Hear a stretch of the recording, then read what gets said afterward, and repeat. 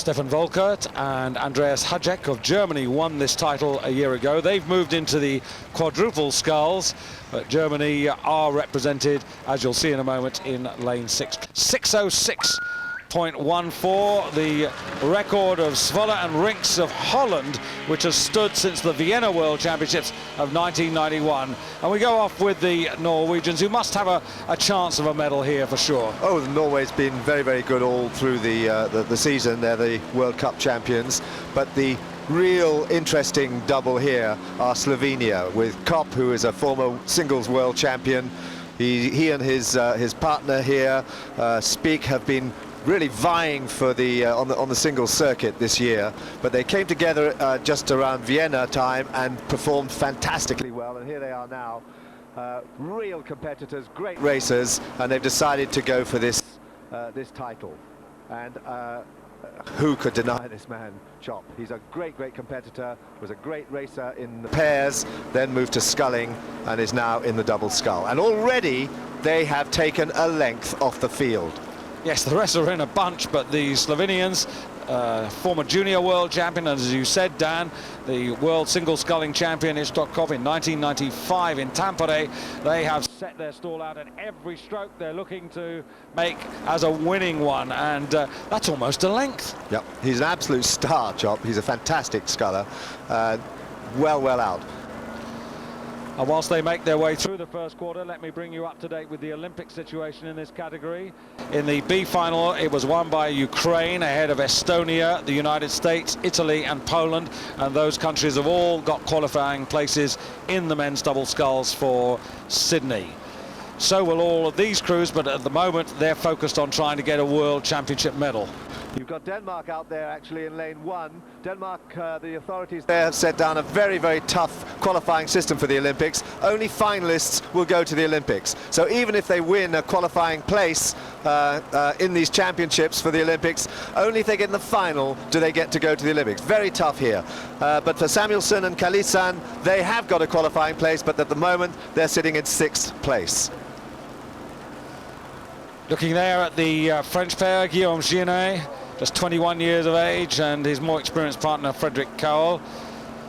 Frederick, who was bronze medalist in the double sculls in the last Olympic Games. But the Slovenians have gone for home already, and at the moment it's the Germans who've won the last 2 World Championship titles in this particular category, who in second place vying with the Norwegians, who've been runners-up for the past 2 years. The Norwegians have done very well throughout the season in the World Cups. They didn't come over to Canada early, they came straight from Norway into the competition, so I wondered if that's counting against them a bit. They're not getting over the jet lag early enough. The race still going on for second and third place, but it looks like the leaders are Chop and his mate, and they look like they've got the race sewn up. Having said that, they're not the fastest movers in the second quarter. Germany 1:29.42 compared with the Slovenians 1:31.44, but Slovenia still very much in the box seat, and with Germany right alongside them, they've got very good contact to be able to respond as and when necessary. Well, Slovenia are now sitting there at 36.5 strokes a minute, but it's Norway beginning to make the charge here. Norway trying to get on terms there with Germany, just about neck and neck there, but Norway beginning to push up the rate. They're up around 37, 38, moving just ahead of Germany, and it's really between these two for the silver medal. This German duo, coached by Peter Berger. Facing you, that's Stefan Roenhart, silver medalist in the quad 2 years ago, only 21 years of age, and sitting behind him there, Sebastian Mayer, who got a silver in the quad last year. Germany at 35, they're still pretty steady just beyond them. Norway trying to push hard through there, trying to move ahead, pushing their rate now. They're up to 38, they're beginning to really move, really motor. They've started pretty far out their final sprint, but they've moved ahead. Now they're chasing. You just see they're beginning to pull back Slovenia just there in the corner of the picture. They've eaten back into that lead, and it's just over a length now as Norway mount their charge.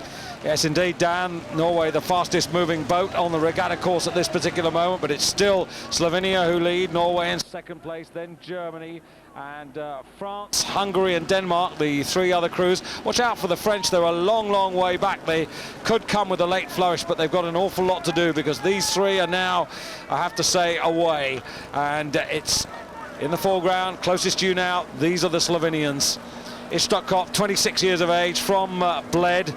He's been fourth for the last three major individual world single sculling championships, and that's obviously caused him to think about his future, Dan. But look what Norway have done. They've just really opened up against Germany. They've pulled right back alongside Slovenia, and then Slovenia have opened up again, and Slovenia have gone to 38. Norway at 40 now. Norway at 40, trying to pull back there on Slovenia, and Germany look like they've been dropped off a little bit. But look, they're fighting again, and Norway coming back now, 3/4 of a length. What can Slovenia do to hold them off? Because they really set off hard out of the blocks.